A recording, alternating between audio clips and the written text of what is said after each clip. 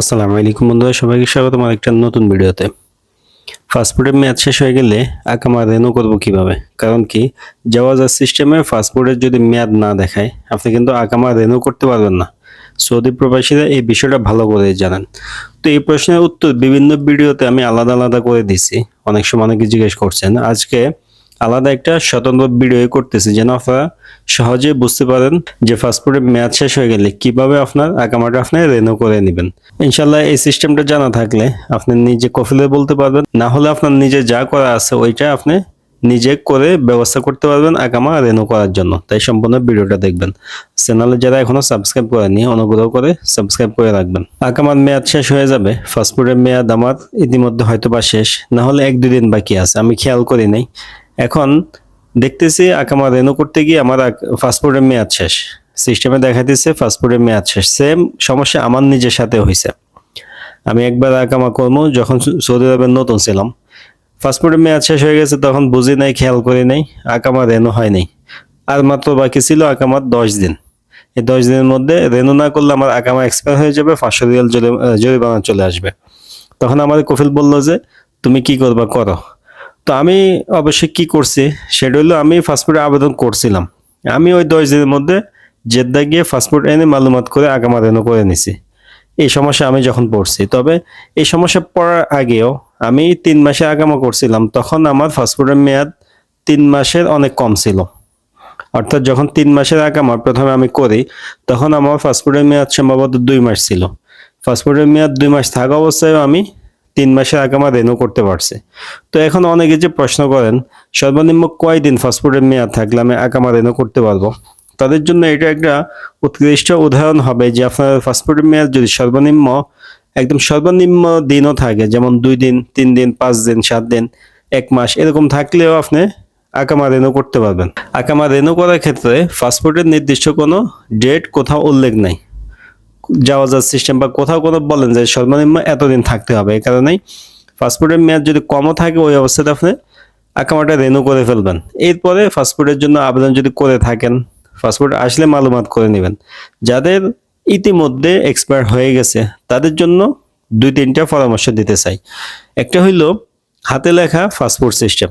যখন আমাদের ফাস্টফুড মেয়াদ শেষ হয়, আকামা রেনু করতে পারি না, তখন আমি যখন এম্বাসি অথবা জেদ্দা কনসুলেটে যাই, তারা কিন্তু আমাকে 1 বছর বা 2 বছরের হাতে লেখে মেয়াদ বাড়িয়ে দেয়।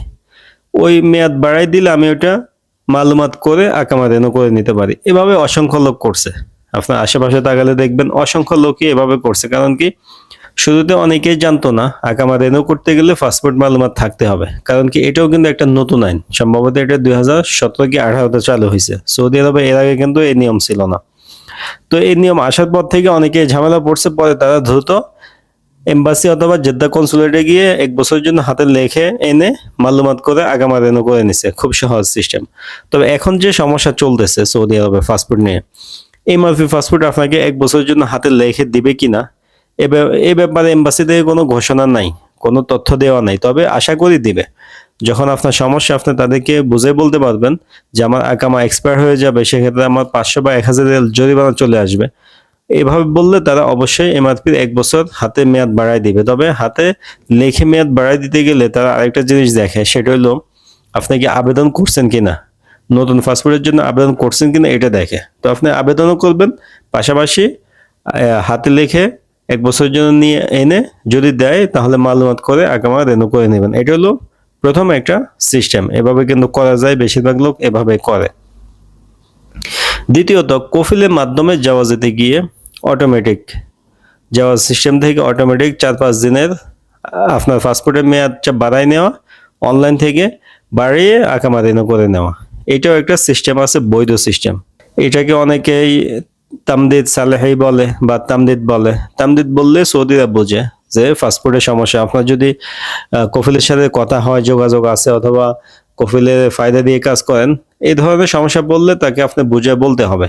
অনেকে আবার সরকারি কাজ সব বুঝেও না, এটাই স্বাভাবিক। আমাদের দেশে যেরকম সব মানুষ সরকারি সব কাজ বুঝে না, এই দেশে এরকম আছে। যখন প্রয়োজন হয় তখন গিয়ে এই কাজটা করার চেষ্টা করে, এর আগে কিন্তু এটার খবর কেউ রাখেও না। তো আপনি যদি হাতে লেখে না আনতে পারেন, আপনাকে হাতে লেখে না দেয় এম্বাসি থেকে, তাহলে আপনি কফিলে বলবেন, তাহলে তুই আমাকে নিয়ে যাওয়া যাতে চল, সেখানে গিয়ে তামদিদ সালেহি এ ধরনের একটা সার্ভিস আছে, ওইটা করে আমার আগামাটা রেনু করে দে, এভাবে বললে অবশ্যই এটা হবে। তবে এর জন্য আপনার কফিল বাধ্যতামূলক, কফিল থাকতেই হবে, কফিল না গেলে এই ধরনের কাজ কখনোই সম্ভব না। তো তিনটা উপায় বলে দিছি। একটা হলো সর্বনিম্ন পাসপোর্টের মেয়াদ থাকা অবস্থায় আকামা রেনু করে নেওয়া, 4-5 দিন, 1 সপ্তাহ, ওই অবস্থাতেই আকামা রেনু করে নেবেন। পাসপোর্টটা একদম এক্সপায়ার দেখানোর আগে, আপসিরে একদম এখনো এক্সপায়ার দেখা নেই, কয়েকদিন বাকি আছে, ওই অবস্থাতে রেনু করে নেওয়া। দ্বিতীয়ত, এম্বাসি অথবা জেদ্দা কনসুলেট, আপনি যে অঞ্চলে আছেন আপনার জন্য কাছে হয়, সেখানে গিয়ে হাতে লিখে আনা। বর্তমান সিচুয়েশনে হাতে লিখে বুঝাই বললে দিবে কিনা জানি না, যদি দেয় তাহলে তো আপনার জন্য ভালো, আপনি এটা মালুমাত করে আগামা রেনু করে নেবেন। সর্বশেষ অবস্থা হচ্ছে কোনোভাবে যদি না হয়, কফিলকে নিয়ে সরাসরি জাওয়াজাত গিয়ে তামদিদ করে নেওয়া। তামদিদ হলে এটা এমন সিস্টেম, কফিলে অনুরোধ করবে, অনুরোধের ভিত্তিতে আপনার পাসপোর্টের মেয়াদ ভার্চুয়ালি কয়েকদিন বাড়াই দিবে তারা। জাওয়াজাতের হাতে সব ধরনের ক্ষমতায় আছে। যখন কফিলে কোনো কর্মীর জন্য সুপারিশ করে যে কোনো বিষয়ে, সরকার এটা পালন করে, ওইভাবেই তারা সার্ভিসটা দিয়ে থাকে। তো যারা এখন এই পাসপোর্ট করার জন্য সমস্যা পড়ে গেছেন, আবেদন করতে পারতেছেন না, তথ্য সংশোধন আপনার আবেদন গ্রহণ করতেছে না, তারা যদি আগামা এক্সপায়ারের কাছাকাছি থাকেন, কফিলকে বলে সর্বশেষ অবস্থায় তামদিদ করে আকামাটা রেনু করে নেবেন। আশা করতেছি আপনারা বুঝতে পারছেন। এই প্রশ্নগুলো বিভিন্ন ভিডিওতে বিভিন্নভাবে উত্তর দেওয়ার চেষ্টা করছি। আজকে স্বতন্ত্র ভিডিও করছি কারণ এখন ফাস্টফুড বিষয়ে এত প্রশ্ন আসতেছে, মানুষ এত ধরনের সমস্যা আছে, আলাদা করে এটা উত্তর দিতে হইতেছে। আশা করি আপনারা বুঝতে পারছেন। ভিডিওটা শেয়ার করে রাখবেন, ভিডিও ভালো লাগলে ভিডিওতে লাইক দিবেন। এই ধরনের ভিডিও সবসময় পাওয়ার জন্য চ্যানেলে সাবস্ক্রাইব করে রাখবেন। দেখা হবে নতুন ভিডিওতে। সবাই ভালো থাকবেন, সুস্থ থাকবেন। আজকে এ পর্যন্তই। আল্লাহ হাফেজ।